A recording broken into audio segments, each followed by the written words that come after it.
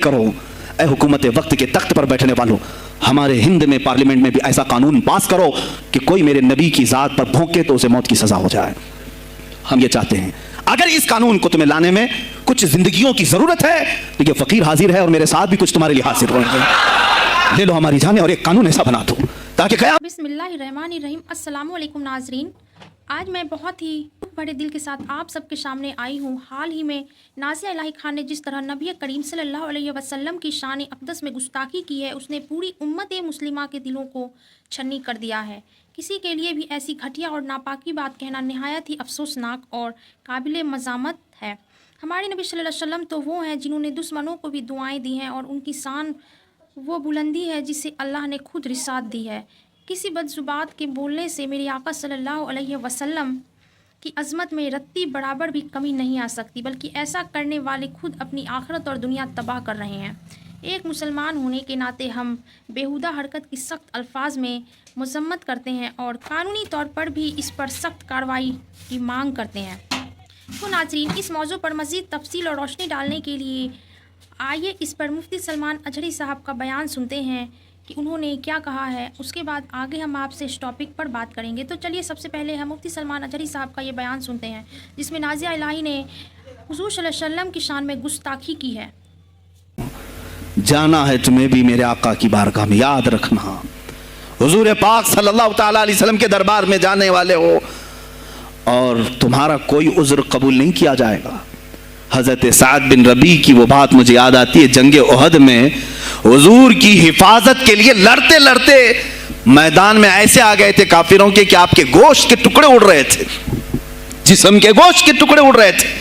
میرے آقا دیکھ رہے تھے۔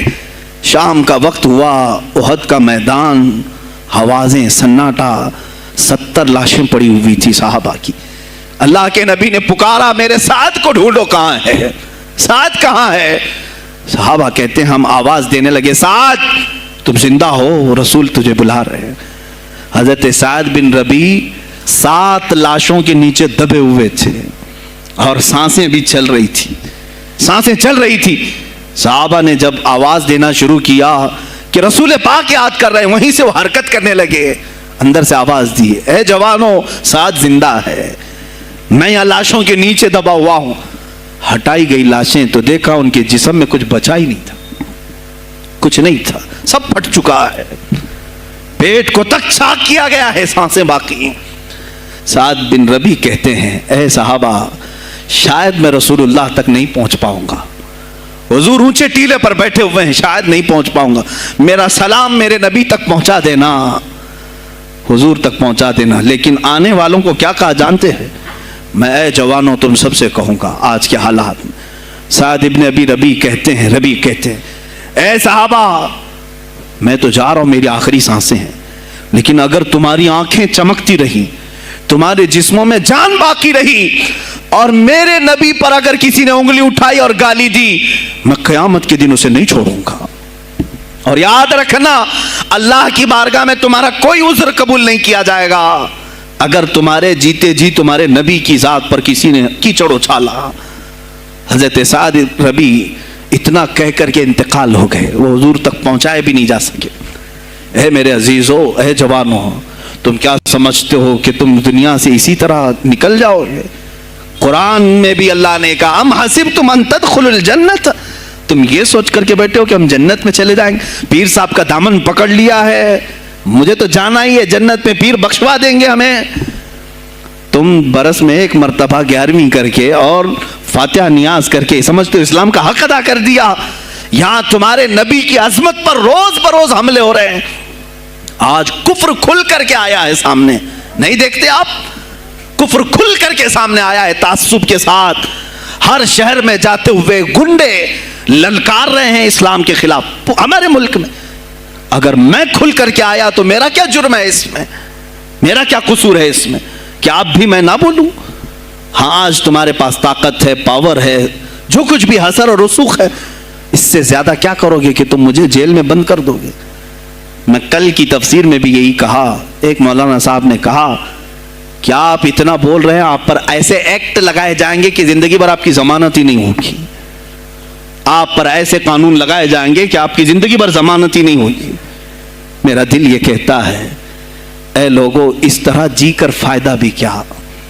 ایسی آزادی کس کام کی جس میں روز اٹھتے ساتھ میرے نبی کی شان میں گستاخیاں ہم سن رہے ہوں اور حضور کو کوسا جا رہا ہوں، ہم کھاتے پیتے گھوم رہے ہوں۔ اس سے بہتر ہے کہ جیل کی کوٹری میں ہم زندگی گزار لیں، کل بارگاہ مصطفیٰ میں اٹھنے والا چہرہ تو رہے ہمارے پاس۔ اگر اللہ کے نبی صلی اللہ تعالیٰ علیہ وسلم نے سوال کر لیا پکڑ کر کے کہ تیرے زندگی میں، تیری جوانی میں مجھ پر تو لوگ رنگیلا رسول کہہ رہے تھے، تو کیا کہہ رہا تھا؟ تو کیا کہہ رہا تھا اس زمانے؟ تم کیا کہو گے؟ اے اللہ کے نبی، میں مزدور تھا، میں کچھ نہیں کر سکتا تھا، میں غریب تھا، کام کاج کرتا تھا، میں کچھ نہیں کر سکتا تھا۔ یاد رکھو اس وقت میرے آقا تمہارے سامنے بلال حبشی کو لا کر کھڑا کر دیں گے۔ یہ کیا تھا بلال؟ یہ تو غلام تھا، اس کی پیٹھ پر سل رکھ کر کے پیٹھ گلا دی جاتی، تب بھی اپنی زبان پر میرا نام لینا نہیں چھوڑتا تھا۔ تم کون سی مزدوری کی شکایت لے جاؤ گے؟ بہانہ کرو گے اللہ کی بارگاہ میں، رسول کی بارگاہ میں بہانہ کرو گے؟ اے گروہ علماء، تم کو اللہ نے ممبر دیے ہیں خطابت کے لیے، اللہ نے اپنے رسول کا ممبر تمہیں دیا ہے، اس لیے نہیں کہ تم حکومت کی خوشامدی کرو، تم اپنے وقت کے طاغوتی قوتوں کی خوشامدی کرو، اس لیے نہیں، بلکہ آج تم سے قوم مصافحہ کر کے ہاتھ چومتی ہے صرف اس لیے کہ تمہاری زبان پر نام مصطفیٰ ہے۔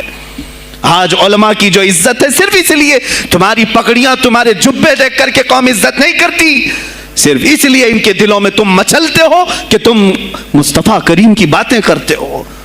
علماء کو جاننا چاہیے کہ تمہاری عزت نبی سے وابستہ ہے۔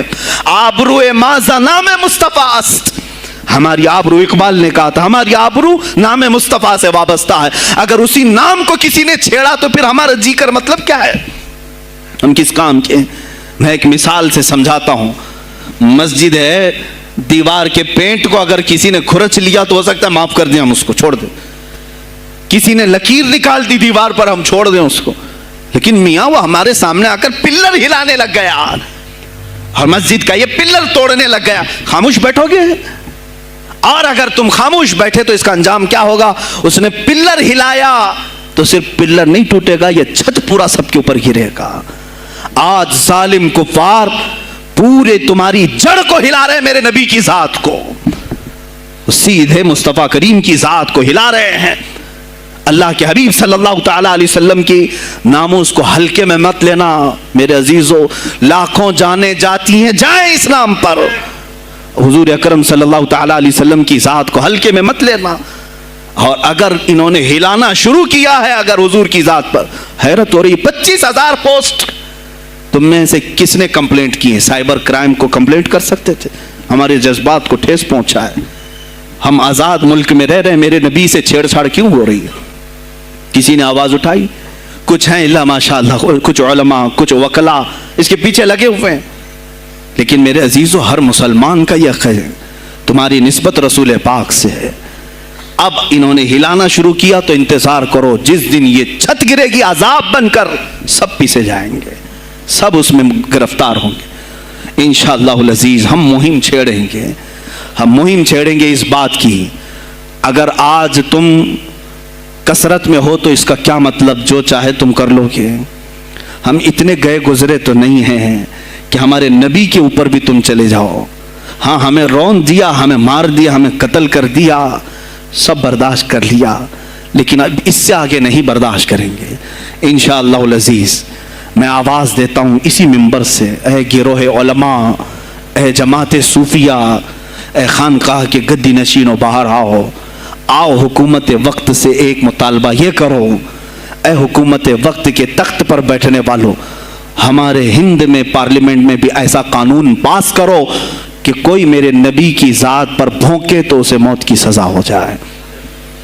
ہم یہ چاہتے ہیں، اگر اس قانون کو تمہیں لانے میں کچھ زندگیوں کی ضرورت ہے تو یہ فقیر حاضر ہے اور میرے ساتھ بھی کچھ تمہارے لیے حاضر ہوئیں گے، لے لو ہماری جانیں اور ایک قانون ایسا بنا دو تاکہ قیامت تک پھر یہاں پر کوئی نہ بھونکے میرے نبی کی ذات پر۔ تم قانون صرف میرے نبی کے لیے نہیں، تم اپنے دیوی دیوتاؤں کے لیے بناؤ، شانتی سے رہو۔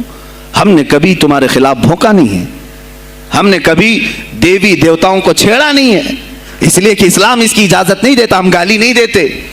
ہم اسلام کی حقانیت سے بیان کرتے ہیں، لیکن خاموش رہنے کی یہ سزا ہمیں دی جا رہی ہے کہ ہمیں گالیاں دیتے دیتے یہ اب ہمارے نبی تک پہنچ گئے، ہماری ماں عائشہ صدیقہ تک پہنچ گئے، اور ہمارے تمام اکابرین اسلاف تک پہنچ گئے، اور 25 کروڑ کی تعداد میں خاموشی یہ اچھی نہیں ہے میرے عزیزو، اچھی نہیں ہے۔ آج افسوس اسی بات کا ہے جن کو اللہ تعالیٰ نے اپنے نبی کی نیابت عطا کی ہے، وہ ناظرین، سنا آپ لوگوں نے مفتی سلمان اطہری صاحب کا بیان۔ انہوں نے حضور صلی اللہ علیہ وآلہ وسلم کی شان میں کتنی اچھی بات کہی ہے۔ تو ناظرین، ہمیں یہ بات اچھی طرح سمجھنی ہوگی کہ کسی بھی مذہب کے مقدس شخصیت کی توہین کرنا صرف ایک گناہ نہیں بلکہ اس ملک کے قانون کے مطابق ایک بہت بڑا اور سنگین جرم ہے۔ جو لوگ بھی ایسی گھٹیا حرکت کرتے ہیں انہیں یہ یاد رکھنا چاہیے کہ اس قانون میں اس کے لیے سخت سے سخت سزاؤں کا شرط ہے۔ مذہبی جذبات کو بھڑکانے اور نفرت پھیلانے کے جرم میں ایسے لوگوں کو سیدھے جیل کی ہوا کھانی پڑے گی اور ان کا پورا مستقبل تباہ ہو جائے گا۔ ہم قانونی مطالبہ کرتے ہیں کہ ایسی گستاخی کرنے والوں پر سخت سے سخت دھاڑائیں لگائی جائے اور انہیں جلد سے جلد سلاخوں کے پیچھے بھیجا جائے تاکہ آگے کوئی بھی ایسی حماقت نہ کر سکے۔ اگر آپ کو یہ ویڈیو اہم اور ضروری لگی ہو تو اس ویڈیو کو لائک کریں، زیادہ سے زیادہ لوگوں تک شیئر کریں اور چینل کو سبسکرائب کرنا نہ بھولیں۔ تو ملیں گے اگلے ویڈیو میں، تب تک کے لیے خدا حافظ۔